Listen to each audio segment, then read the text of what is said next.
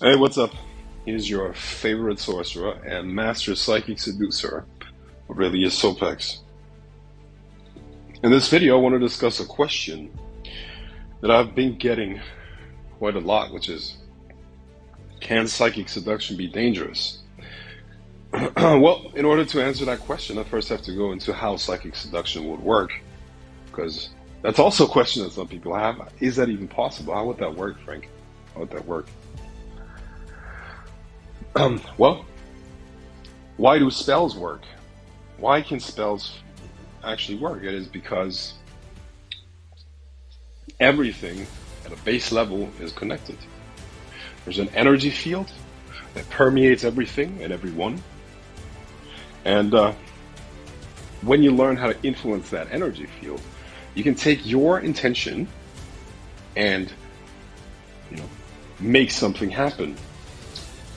And this energy field will be the medium of your influence.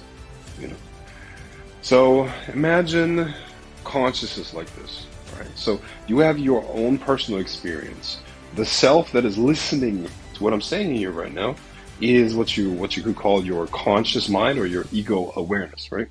And then you have your subconscious mind, which contains everything that you've ever experienced, and much, much more. You're right now filtering so much information that is not even entering your conscious awareness or conscious mind, but it's still there, right? And then there's something that we could call the unconscious mind or the collective unconscious. This is where spirits reside. This is where, archetypes, forces that are affecting things at a collective level, but also people at an individual level, and they're not conscious aware of it, right? So this is where we find spirits, and this is also the avenue that we use in order to cast spells, right? Now, if I do an evocation and call up a demon or an angel or a god form, I'm pulling them out of the unconscious, the collective unconscious, all right? And then when they do what you gave them as a task, they work at that underlying energy field, and through that they can influence people, they can influence events, and much, much more. Let's say you would do a candle spell where you try to influence an individual. How would you do that? Well, it's the same thing. You got to first get in touch with that unconscious mind, So there's a level of trance involved, meditation, some would call it self-hypnosis.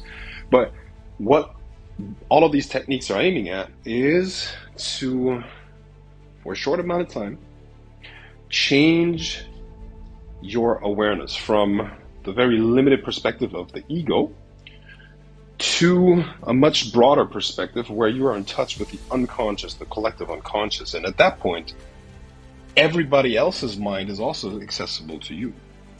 You see, because they're part of this invisible Wi-Fi. So at that point, if you know the techniques and can do the right things at the right time, you can transfer intentions into other people's minds.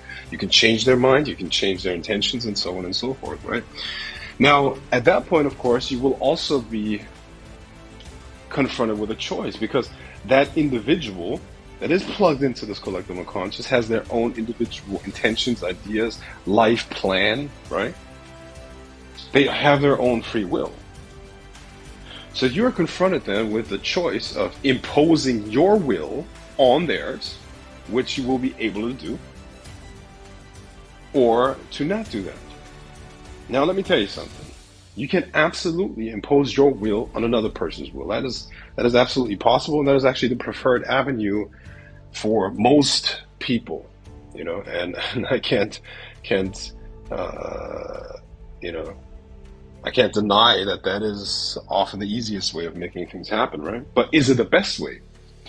And what does that have to do with the initial question that I wanted to answer in this video, right? Is psychic seduction dangerous? It can be dangerous in the sense that when you influence someone against their will or against their best interest, there might be repercussions. That is very true. And at that point, you're going to run into problems because the original will of the person, the original intention, is usually going to, show up again, right? And they're going to feel like retaliation. They don't even know why, but they're going to feel negative feelings towards you because at an unconscious level, they know that you make them do something against their will, right? So, is that inevitable? Because at that point you would have to do another spell, another spell, another spell, right? Well, that is not the only way on how you can go about that. There are other ways too. Because see, when we're looking at the physical world, and I don't know if you know anything about my philosophy, but if you've been following me and watching my videos and whatnot, you probably know quite a bit about my life philosophy and to what extent I believe that war and conflict are inevitable and very, very important conditions in the reality that we experience, because we're in the lower spheres here, and duality is a very, very important characteristic of our existence here. Duality is extremely important. Therefore, conflict is very important. If you have opposites, conflict is inevitable, right?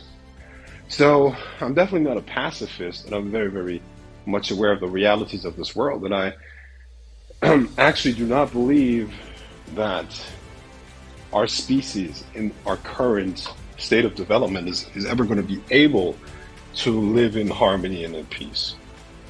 I just don't think that's possible. But at the same time, I can also tell you that just as much as in the physical world, conflict is natural. In the spiritual, when you go into very, very deep levels, harmony is natural. Maybe you've had experiences in meditation or through yoga or other things where you were able to enter samadhi, which is not even that hard to attain of a state. You can feel very, very deep love and harmony for all of existence and for all of creation. So all of that is also accessible to each individual. So we have both. We're an animal, a warring animal, and a peaceful, transcendent, spiritual being. We're both of that. We have both of these qualities. So just as much as conflict and opposing intentions are part of our physical existence, our spiritual existence is very much harmonious. And there's a lot of harmony and love and balance and peace amongst us at a spiritual level.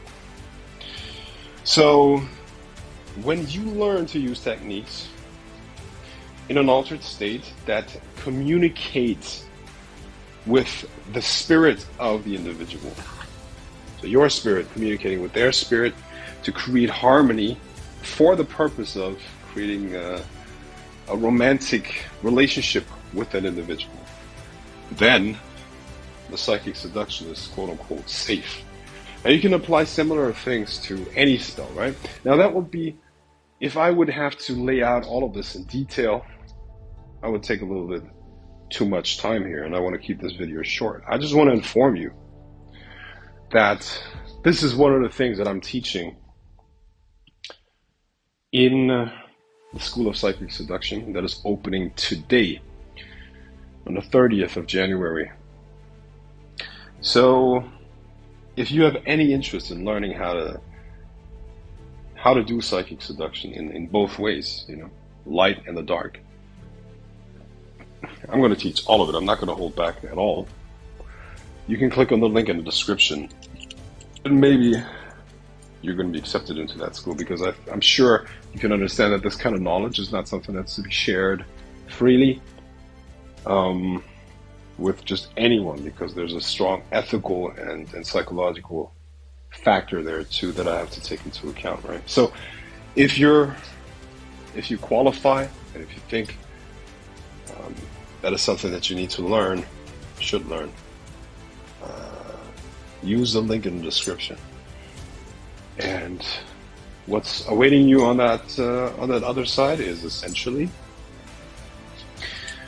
a complete control over your love life. You can get whoever, whatever, and get the fulfillment that you want. See you on the other side. Bye-bye.